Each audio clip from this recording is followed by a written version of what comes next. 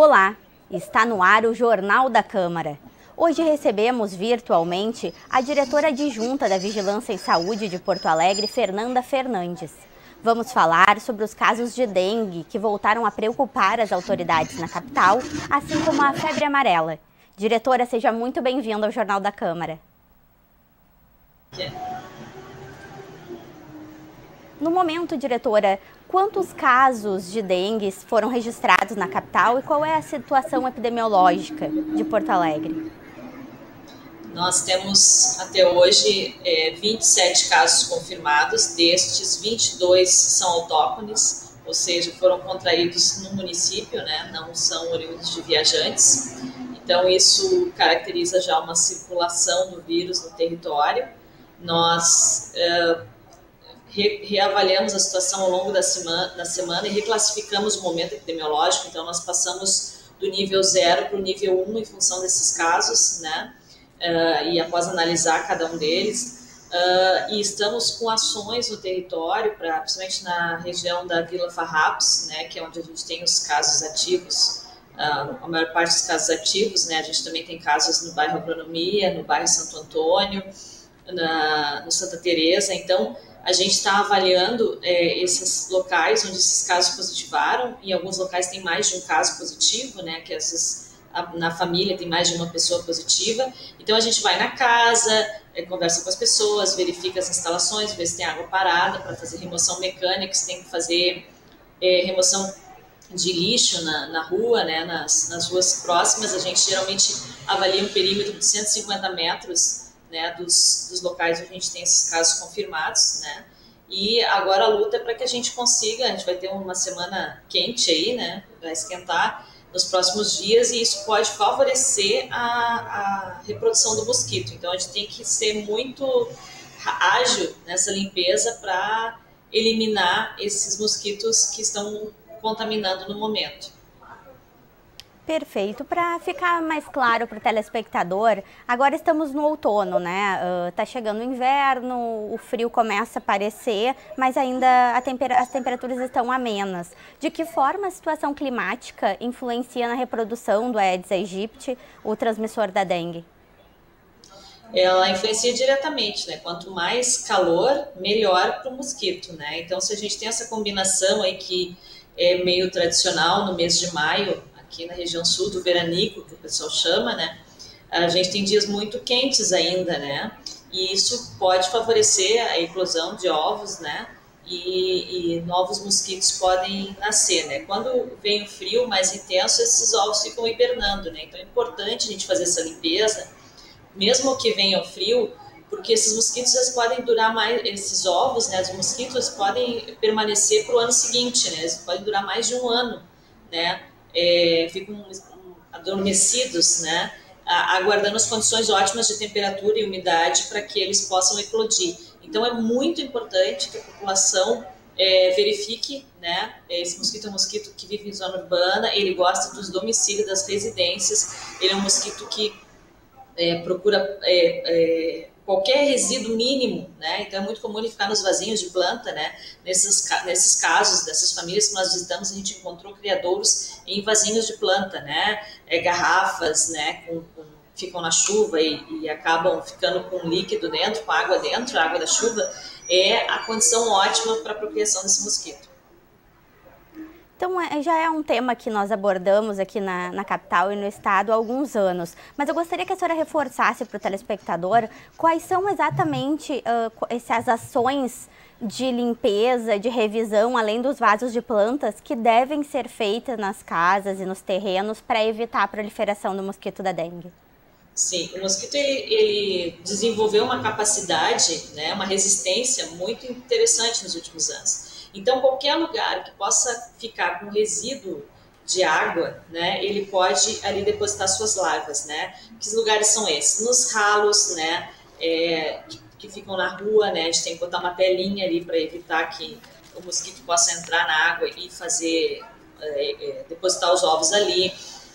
Lixo, né, no pátio de casa ou na zona urbana, qualquer latinha, qualquer potinho que possa ter ficado né, de lixo. A limpeza é muito importante, porque se chover e ficar água ali acumulada, o mosquito vai utilizar aquele recipiente ali para se reproduzir, né? Baldes, caixa d'água, piscinas, qualquer lugar onde a gente possa ter reservatório de água, tanto da chuva como água, qualquer água, né, pode favorecer. Antes a gente achava que o mosquito precisava só de água limpa, né, para se reproduzir. Hoje ele já melhorou a sua capacidade de reprodução e ele usa qualquer água, né? Compreendo. E além do bairro que a senhora já mencionou, quais outras regiões, de Porto Alegre têm maior incidência no momento de dengue? A gente teve mais casos na região ali da Lomba do Pinheiro, ali, próximo à agronomia, bairro agronomia, né?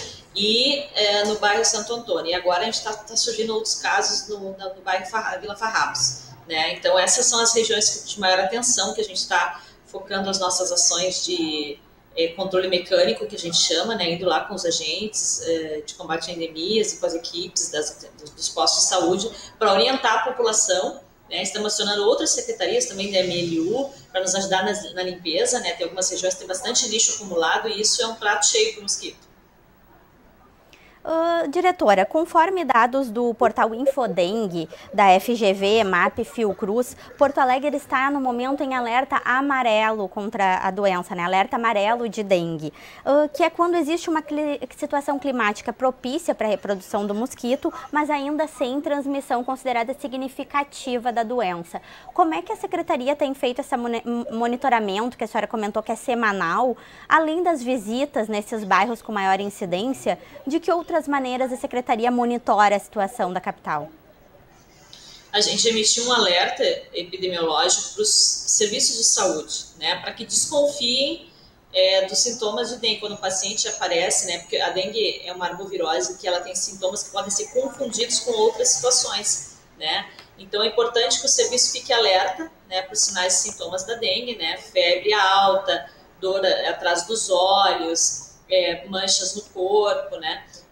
E desconfie de dengue para que a gente possa solicitar o exame laboratorial, né, o exame de sangue, e daí se confirma o caso, né, o serviço indicando, nos notifica aqui na vigilância, confirmando o caso positivo de dengue, e a gente começa a fazer essas ações que eu expliquei antes, que é ir na residência, revisar o domicílio e as ruas próximas para ver se não tem criadouros de mosquito, porque daí aquela pessoa infectada pode ser picada por um mosquito, que vai ficar contaminado e pode começar a iniciar a reprodução do ciclo do mosquito já com o vírus, já contaminado com o vírus.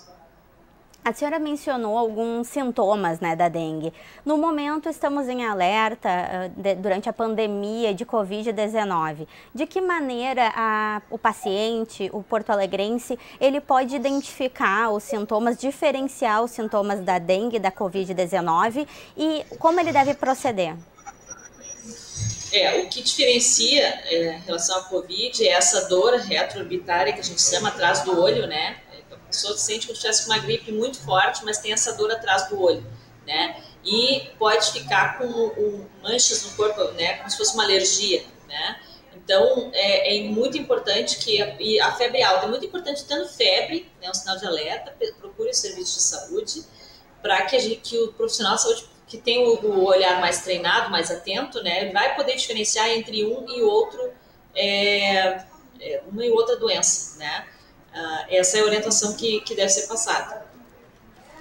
Perfeito. No momento estamos em imunização tanto contra a Covid-19 como contra a gripe, né, H1N1 aqui na capital. E existe algum prazo para quem teve dengue para poder se imunizar contra outras doenças? Lembrando que não existe imunização no momento para a dengue, é isso, diretora?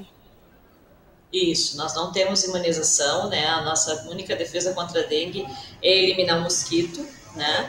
Fazer limpezas locais, né? Então, assim, o paciente que teve dengue, né? Ele, se tiver nos grupos prioritários, porque a vacinação da Covid-19, ela está seguindo os grupos prioritários, né? Então, o paciente tendo recuperado, ele pode buscar o serviço de saúde, que ele vai ser avaliado quanto à imunização da Covid-19. Perfeito. Tem um prazo para isso? Para H1N1, por exemplo, se fala em 14 a 15 dias, né? Entre uma vacina e outra. Sim, sim, exatamente. Então, assim, o paciente se recuperando, né, ele tem que ser avaliado, né, não tem um prazo específico, né, mas ele pode ser avaliado e pode receber o imunizante sem nenhum problema.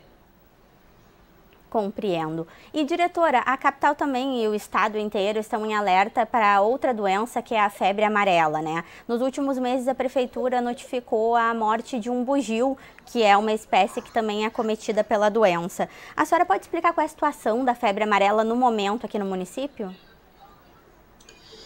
No momento a gente só teve aquele caso daquele bugio, né, que confirmou positivo para febre amarela. O estado está em alerta, né, eu tenho que instituir um comitê específico, né, para discutir, porque outros municípios estão também com casos positivaram no território, né, a gente não tem nenhum caso aqui de febre amarela humana, mas a gente tem rastreado as áreas também para ver se a gente encontra outros animais mortos ou doentes, né, para fazer rastreamento, né. Por enquanto a situação é tranquila, a gente está atento, está olhando os ambientes, estamos orientando a população que entre em contato conosco se encontrar algum animal morto, né, suspeito, né, doente, enfim, para que a gente entre em contato, vá atrás e os veterinários possam avaliar. Perfeito. E sobre a transmissão da febre amarela? Há muita confusão em função dos bugios também serem acometidos pela doença. Eles transmitem a febre amarela? Não, a febre amarela não é transmitida pelos bugios, essa doença tem um ciclo que ele inicia o ciclo selvagem e um ciclo urbano, né? O ciclo selvagem, né, que é esse que acomete os bugios são vítimas no ambiente selvagem e os humanos são vítimas no ambiente urbano. No ambiente selvagem, o vetor é um mosquito silvestre, Haemococcus, né, do gênero Haemococcus, que pica o bugio e contamina o bugio. No ambiente urbano, é o Aedes aegypti que transmite a febre amarela, né? Isso porque cada mosquito, cada vetor vive num tipo de ambiente, né? Nem o Aedes aegypti gosta, ele é adaptado aos ambientes urbanos, enquanto esse outro mosquito é adaptado aos ambientes silvestres. Então, esse é o ciclo de contaminação. Não há contaminação direta para o bugio para os seres humanos, tá? Então, o que acontece? Se o ser humano ele vai para uma região selvagem, precisa fazer trilha, vai, né, nessa região onde tem esse mosquito silvestre circulando, ele também pode picar o ser humano e daí sim contaminar o ser humano, tá? Então por isso que a gente diz que o bugio ele é um sentinela. Se a gente encontrar bugio morto, a gente suspeita de febre amarela ali, daí a gente tem que testar esse bugio e tem que fazer a limpeza da área rastreária para ver se tem vetor ali. E daí passar a orientação para a comunidade, que evite aquela área para não ser picado pelo mosquito, né? Ou use repelente, quem mora perto, né? Esse bugio ele foi encontrado numa região habitada ali do bairro Lajeado, num sítio, né? Então as pessoas ali poderiam estar sob risco, então a gente orienta as pessoas, porque se elas forem picadas por esse mosquito silvestre que vive na mata, né? Elas podem contrair a febre amarela. Esse é o ciclo do mosquito, mas não há uma transmissão direta do bugio para o ser humano. Perfeito. Então, acho até importante, né, fazermos um alerta aqui à população de que não mate os bugios, não faça nada contra esses animais, porque eles não transmitem a doença. Isso mesmo, né, diretora? Exatamente. Exatamente. Eles nos ajudam a fazer, são sentinelas, eles nos sinalizam que alguma coisa está errada, né? E que a gente deve ter ações, a gente agir proativamente para evitar o contágio, que essa doença progrida e avance para a zona urbana. Perfeito. E a senhora falava da questão da febre amarela transmitida pelo mosquito rural e o mosquito da zona urbana, que seria o Aedes aegypti. No momento, a maior preocupação é com o rural ou existe algum medo, algum alerta também contra essa transmissão urbana? Não, a gente, quando fez a análise lá da região onde a gente encontrou o bugio, a gente não encontrou o vetor, tá? O pessoal não encontrou o mosquito lá. Né? Pode ter sido uma coisa muito ocasional. O que acontece? O bugio, quando ele fica doente, ele se afasta do bando, né? Ele se isola. Então, ele pode ter contraído no meio da mata e ter ido para essa região, né, mais habitada, enfim, que acabou sendo encontrado. Então, nós não encontramos indícios do vetor onde estava o bugio, né? Então, no momento, a gente não tem preocupação para transmissão urbana, né? né? A gente continua rastreando aquela área, orienta vacinação para as pessoas que moram próximas àquela área, pessoa que mora na Zona Sul, isso sim é muito importante, né? Porque é uma população que está no meio rural ali de bastante mata, né? E daí pode entrar em contato com o mosquito. E essa vacinação, diretora, como ela deve ser feita? É a própria vigilância que vai orientando ou a população pode buscar nas unidades de saúde da capital? Deve buscar no posto de saúde, tá? Porque tem que ser revisada a situação vacinal, né? Então, em alguns casos, o paciente já tem uma dose, né? A gente começa a vacinação da febre amarela a partir dos 9 meses de idade. E aí tem que fazer um reforço aos 4 anos de idade. Mas a pessoa esquece de fazer reforço, não leva criança, enfim, as crianças são maiores. Isso é bem comum de acontecer atraso vacinal. Então tem que ir levar a carteirinha, né, no posto para que o profissional que está lá tem todas as condições de revisar, né, e aplicar a vacinação. As gestantes têm que ser vacinadas só com orientação médica e pessoas com mais de 60 anos também, só mediante atestado médico. As demais, a partir dos 9 meses de idade, podem ser vacinadas, mas daí o esquema, se vai ser 1 ou 2 doses, a equipe lá na hora, no posto, já vai fazer essa análise e já vai orientar a pessoa como é que tem que ser feita essa vacinação. Então, vamos nos encaminhando para o final do Jornal da Câmara. A senhora podia reforçar qual é a importância, em meio a uma pandemia de Covid-19, de a população também se preocupar com essas outras doenças, esses outros vírus, como é o caso da dengue e da febre amarela? É muito importante, são doenças que têm uma clínica, que a gente diz os sintomas, né, muito semelhantes, muito parecidos, né, que podem confundir, né, a pessoa achar que não é nada, né. A febre amarela, por exemplo, a característica principal dela é a pessoa fica com uma cor amarelada e o branco do olho fica amarelo, né, e daí a pessoa pode, só que isso é um sintoma muito tardio.